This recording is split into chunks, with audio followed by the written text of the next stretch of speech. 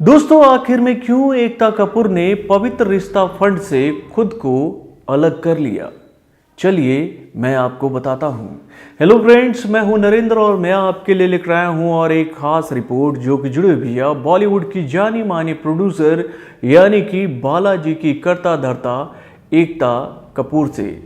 दोस्तों ये कहना गलत नहीं होगा कि जब से सुशांत सिंह राजपूत का निधन हुआ है उसके बाद से ही एकता कपूर भी ट्रोलर्स के निशाने पर है। यानी कि भैया लगातार एकता कपूर के ऊपर भी ये आरोप लगे हैं कि उन्होंने भी बॉलीवुड के बाकी बड़े बड़े मेकर्स की तरह सुशांत सिंह राजपूत को अपने प्रोडक्शन हाउस में ब्लॉक कर दिया था। यानी कि भैया सुशांत सिंह राजपूत को एकता कपूर के प्रोडक्शन हाउस में काम मिलना बंद हो गया था और उसी के बाद से ही एकता कपूर भी काफी आलोचनाओं का शिकार हो रही थी।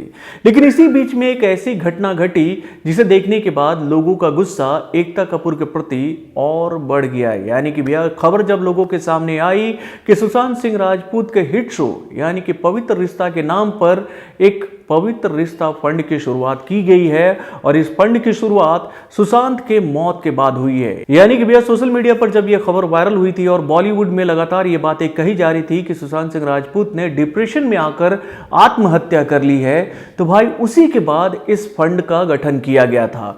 और जैसे ही ये खबर लोगों के बीच आई तो भैया उसके बाद से ही एकता कपूर ट्रोलर्स के निशाने पर आ गई थी और उनके ऊपर लगातार यह आरोप लगने लगा था कि वो सुशांत सिंह राजपूत को मानसिक रूप से बीमार बताने की कोशिश कर रही थी। यानी कि भैया इस फंड के माध्यम से सुशांत सिंह राजपूत को यह बताने की कोशिश किया जा रहा था कि भैया वो मानसिक रूप से कमजोर हो गए थे, मानसिक रूप से बीमार हो गए थे और इसी वजह से उन्होंने आत्महत्या की थी। और दोस्तों जब ये बात सुशांत सिंह राजपूत के फैंस को पता चली तो भैया उसके बाद से ही उन लोगों ने एकता कपूर को सोशल मीडिया पर ट्रोल करना शुरू किया और उनके ऊपर में कई सारे आरोप लगाए। तो दोस्तों इन सभी चीजों को देखते हुए एकता कपूर ने बहुत बड़ा फैसला लेते हुए ये बात सबके सामने रखी है कि भैया वो पवित्र रिश्ता फंड से खुद को पूरी तरीके से अलग करती है। यानी कि भैया उन्होंने अपनी तरफ से सफाई देते हुए अपना बयान कुछ इस प्रकार रखा।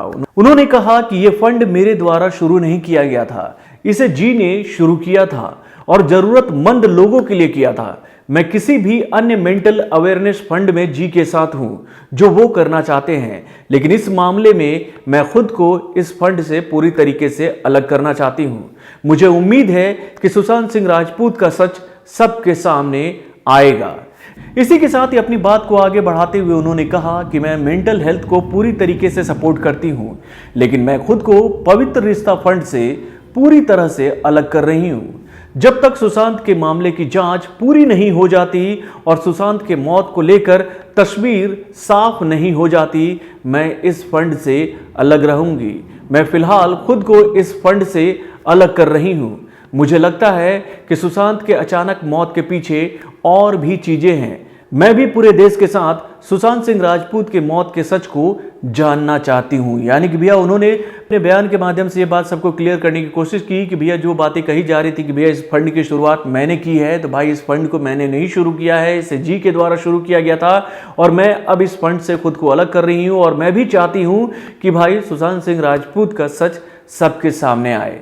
तो अब देखने वाली बात यह है कि भैया अपनी तरफ से तो एकता कपूर ने अपना बयान सबके सामने रख दिया है। अब इसे देखने के बाद क्या लोगों का गुस्सा एकता कपूर के प्रति कम होगा, ये तो आने वाले वक्त में पता चलेगा। वैसे आप अपने कमेंट के माध्यम से हमें जरूर बताइए कि भैया एकता कपूर ने जब ये बात बता दी है कि भैया इस फंड की शुरुआत उन्होंने नहीं की थी, तो भाई आपको क्या लगता है? तो आपको क्या लगता है कि इसमें एकता कपूर की गलती है? अपने कमेंट के माध्यम से हमें जरूर बताएगा। तो बॉलीवुड से जुड़े और भी कई सारे खबरों को जानने के लिए हमारे चैनल वर्णू जंक्शन को लाइक सब्सक्राइब करना ना भूलें और हमारे अपडेट्स को जानने के लिए बेल आइकन को जरूर दबाएं।